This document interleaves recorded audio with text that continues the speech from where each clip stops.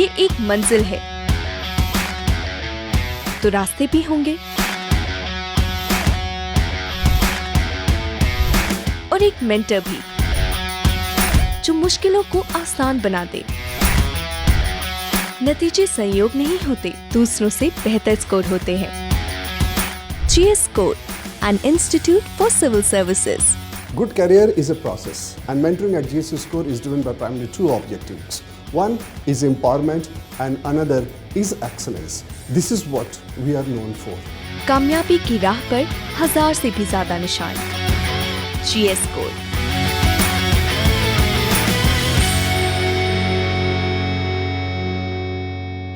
मेरा नाम शशांक कुमार है और मैं बिहार के नवादा ज़िले का रहने वाला हूँ। नीट 2023 में मेरा ऑल इंडिया रैंक 14 आया है और मैंने 715 आउट ऑफ 720 मार्क्स स्कोर किए हैं। मैं अपने प्रिपरेशन स्ट्रेटेजी के कुछ टिप्स आपसे शेयर करूँगा। सबसे पहले मैं आपसे सब्जेक्ट वाइज स्ट्रेटेजी शेयर करूँगा और मैं बायोलॉजी से शुरू करूँगा। तो बायोलॉजी में आपका जो NCERT बुक होता है वही आपका स्टैंडर्ड टेक्स्ट बुक है। आपको उसी को सोल बेसिस ऑफ प्रिपरेशन मान के अपने प्रिपरेशन को आगे बढ़ाना है। उसकी हर लाइन को आप कोशिश कीजिए कि अच्छे से आप रिकॉल कर पाएँ। आप कोशिश कीजिए कि इवन एग्ज़ाम हॉल में जब आंखें बंद करें तो आप उसके एग्जैक्ट पेज को देख पाएँ, लाइन बाय लाइन तक रिकॉल कर पाएँ और कोशिश कीजिए कि वर्ड बाय वर्ड तक भी रिकॉल कर पाएँ ताकि नीट एग्ज़ाम में बायोलॉजी में आपका 100% स्कोर रहे। फिर मैं केमिस्ट्री पे आऊँगा। केमिस्ट्री में ऑर्गेनिक केमिस्ट्री, इनऑर्गेनिक केमिस्ट्री और फिजिकल केमिस्ट्री, ये 3 पार्ट्स होते हैं। ऑर्गेनिक केमिस्ट्री और इनऑर्गेनिक केमिस्ट्री का प्रिपरेशन स्ट्रेटेजी एकदम बायोलॉजी जैसा ही है। आपको NCERT को बार बार पढ़ना होगा। एक बार पढ़ के या 2 बार या 3 बार पढ़ के वो कंप्लीट नहीं होता है। बायोलॉजी, ऑर्गेनिक केमिस्ट्री और इनऑर्गेनिक केमिस्ट्री में आपको NCERT को बार बार पढ़ना होगा। फिर भी बोल रहा हूँ, बार बार आपको पढ़ना होगा। वो जितना ही बार आप पढ़ेंगे आपको लगेगा कि उतना ही बार और पढ़ना चाहिए। उसमें एक ही लाइन में बहुत सारी बातें लिखी रहती हैं और उसको बार बार रिवाइज करेंगे तभी आपका 100% स्कोर फाइनल एग्जाम में इंश्योर होगा। ऑर्गेनिक केमिस्ट्री और इनऑर्गेनिक केमिस्ट्री के बाद मैं फिजिकल केमिस्ट्री की बात करूँगा। फिजिकल केमिस्ट्री में जो थ्योरेटिकल टॉपिक्स हैं जैसे solid state, surface chemistry, states of matter, इन सब टॉपिक्स को भी आपको एकदम बायोलॉजी जैसे ही प्रिपेयर करना है। उनकी NCERT मेनली थ्योरेटिकल ही है तो आपको उनको भी बार बार ही पढ़ना है। बार बार कोशिश कीजिए कि आप NCERT को उन चैप्टर्स के लिए पढ़ें जो थ्योरेटिकल है, क्योंकि क्वेश्चंस मैक्सिमम वहीं से आने वाले हैं और आपका प्रिपरेशन भी अच्छे से पॉलिश हो जाएगा अगर आप NCERT को अपने प्रिपरेशन स्ट्रेटेजी में एक ख़ास पोजीशन देंगे। फिजिकल केमिस्ट्री में जो न्यूमेरिकल पोर्शन होता है उसका केवल एक ही कॉन्सेप्ट है, आप ज़्यादा से ज़्यादा क्वेश्चन करें। कभी भी आप अपने थ्योरी को वहाँ पे लिमिट कर सकते हैं लेकिन क्वेश्चंस को कभी लिमिट ना करें। जितना आप क्वेश्चंस करेंगे वो सब्जेक्ट आपका उतना ही अच्छा बनते जाएगा। तो क्वेश्चन प्रैक्टिस आप टाइमर लगा के करें ताकि आपको एग्ज़ाम हॉल का एनवायरनमेंट अपने रूम में ही मिल जाए। फिर मैं फिजिक्स की बात करूँगा। फिजिक्स की स्ट्रेटेजी एकदम फिजिकल केमिस्ट्री जैसा ही है। आप जितना ही प्रैक्टिस करेंगे वो उतना ही अच्छा होते जाता है। आपको ज़्यादा से ज़्यादा प्रैक्टिस करना है और टाइमर लगा के करना है ताकि एग्ज़ाम हॉल का सिचुएशन आप अपने जहाँ पे भी आप टेस्ट देते हैं वहीं पे आप फेस कर लें और एग्ज़ाम हॉल में आपको बिल्कुल भी नर्वसनेस ना हो। फिजिक्स और फिजिकल केमिस्ट्री में NCERT रिलेटिवली लेस इंपॉर्टेंट है, लेकिन biology, organic chemistry, inorganic chemistry की NCERT अच्छे से करके अगर आपको समय मिलता है तो आप उनकी NCERT का भी फिजिक्स और फिजिकल केमिस्ट्री में ओवरव्यू ले सकते हैं। फिर एग्ज़ाम, नीट एग्ज़ाम 7 मई से पहले 2-3 महीने पहले तो मेरा यही स्ट्रेटेजी था कि मैं ज़्यादा से ज़्यादा मॉक टेस्ट दे रहा था ताकि मेरा कोई भी अगर वीक पोर्शन हो या कोई ऐसा टॉपिक हो जो मैं भूल रहा हूँ तो मॉक टेस्ट देने से मुझे पता चल जाए कि एग्जैक्टली ये टॉपिक में मैं ये सब चीज़ें भूल रहा हूँ और मैं उसी के हिसाब से अपने रिवीजन स्ट्रेटेजी को प्लान करता था। ऐसे करके 2-3 महीने में ही मॉक टेस्ट को फॉलो करते हुए मेरा पूरा सिलेबस अच्छे से रिवाइज हो गया था। एग्ज़ाम के 1 सप्ताह पहले या 1 दिन पहले मेनली आपको अपने को मेंटली कूल रखना है, मेंटली स्टेबल रखना है। आप उस 1 सप्ताह पहले आप क्या कर रहे होंगे या 1 दिन पहले क्या कर रहे होंगे वो आपकी पूरे 1 साल की स्ट्रेटेजी पे, आपकी पूरे 1 साल की मेहनत पे डिपेंड करता है।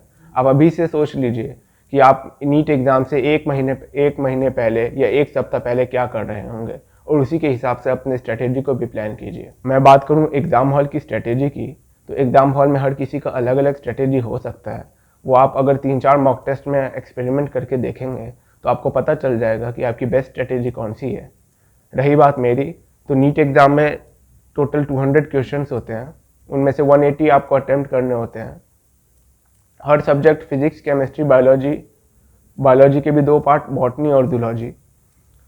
तो ये 4 सब्जेक्ट हैं। हर subject section A 35 questions compulsory and section B 15 questions, any 10 to be attempted. 2 section में डिवाइडेड रहता है। तो पेपर अटेम्प्ट करने की स्ट्रेटेजी जो मैं फॉलो किया करता था और जो मुझे लगा मेरे लिए बेनिफिशियल है, मैं पहले केमिस्ट्री से शुरू किया करता था। केमिस्ट्री में मुझे 45 टू 50 मिनट लगते थे और फिर मैं बायोलॉजी पे आया करता था। बायोलॉजी में भी मुझे 40 टू 45 मिनट या ज़्यादा से ज़्यादा 50-55 मिनट लग जाया करता था अगर पेपर लेंदी हुआ तो। और फिर मैं फिज़िक्स पे आता था। फिज़िक्स में मुझे 60 मिनट, कभी कभी पेपर लेंदी हुआ तो 70 मिनट लग जाया करता था। ऐसे मैं कोशिश किया करता था कि मैं पेपर से 30-40 मिनट पहले ख़त्म होने से 30-40 मिनट पहले मेरा पेपर अपनी ओर से ख़त्म हो जाए। बाकी बचे टाइम मैं डाउटफुल क्वेश्चंस के लिए दिया करता था। और अगर कोई एग्ज़ाम हॉल में अनएक्सपेक्टेड सिचुएशन हो गया तो भी हम उसके लिए प्रिपेयर्ड रहें, और वो 10-15 मिनट अगर हमारा एग्ज़ाम हॉल में किसी कारण वेस्ट हो गया, जैसे इन्विजिलेटर के कारण ज़्यादा हमें समय लग गया साइन या फॉर्मेलिटी करवाने के लिए, या अगर आपका एग्ज़ाम हॉल में कोई और ऐसा अनएक्सपेक्टेड सिचुएशन हो गया, उसका आपके परफॉर्मेंस पे अफेक्ट ना हो, इसलिए आप कोशिश कीजिए कि 30-40 मिनट पहले आप पेपर को पूरा अच्छे से ख़त्म कर दें। यदि बात मैं करूं टाइम मैनेजमेंट की, तो टाइम मैनेजमेंट में आप जहां भी क्लास करते हो, चाहे वो कोचिंग हो या स्कूल हो, उसके साथ अगर आप 6 घंटे का अपना सेल्फ स्टडी रखेंगे तो वो बहुत अच्छे से आपका कोर्स ईयर लॉन्ग अच्छे से कंप्लीट होते रहेगा। आपका कभी भी बैकलॉग नहीं होगा, और होगा भी तो आप उसे अपने डेली रूटीन में एडिक्वेट टाइम देके समय के साथ कंप्लीट कर सकते हैं। 6 घंटे की सेल्फ स्टडी मेरे लिए सफिशिएंट था। मैं उसमें अच्छे से रिवाइज भी कर लिया था, रोज़ एनसीईआरटी भी पढ़ लेता था, क्वेश्चन भी प्रैक्टिस कर लिया करता था और होमवर्क भी कर लिया करता था। बाकी आपका जो समय है वो कहीं अनप्रोडक्टिव एक्टिविटीज़ में किल ना हो, इसलिए आप हमेशा इंश्योर करें कि सोशल मीडिया से आप दूर रहें।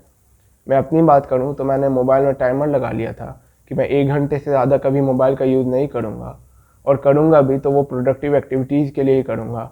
जैसे व्हाट्सएप पे टीचर से डाउट पूछ लिए, ऐसे ही कुछ, या शाम को मम्मी पापा से बात कर लिया। कभी भी आप सोशल मीडिया जैसे यूट्यूब, फेसबुक, गूगल, इन सब पे समय ना दें। मैंने खुद को इन सब से कट कर लिया था, क्योंकि कहीं ना कहीं ये स्टूडेंट लाइफ के लिए डिज़ाइन नहीं है, और इनसे स्टूडेंट्स का ये सबसे ज़्यादा बड़े डिस्ट्रैक्टर्स भी हैं।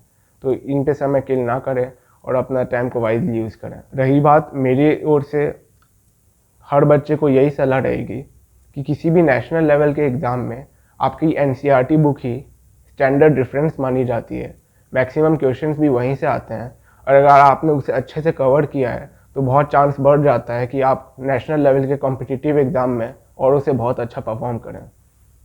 तो आपको हमेशा एनसीईआरटी बुक को प्राइम सोर्स ऑफ प्रिपरेशन बनाना है, और आप कोशिश कीजिए कि आप पीरियोडिक मॉक टेस्ट देते रहें और उन्हें सीरियसली दें। मैं तो उन्हें नीट एग्ज़ाम जैसा ही समझ के देता था, तो इससे आपका प्रिपरेशन बहुत अच्छे लेवल तक होते जाएगा। अंत में मैं यही बोलूँगा कि हर किसी, कोई भी सक्सेस का कोई भी एक सिंगल मंत्र या स्ट्रेटेजी नहीं है। हर किसी का अलग अलग वे हो सकता है, लेकिन किसी भी कॉम्पिटिटिव एग्ज़ाम में अच्छा करने के लिए सबसे इम्पॉर्टेंट बात होता है कि हमारा खुद पे आत्मविश्वास हो। तो मैं इसी के साथ आपको बेस्ट ऑफ लक विश करूँगा।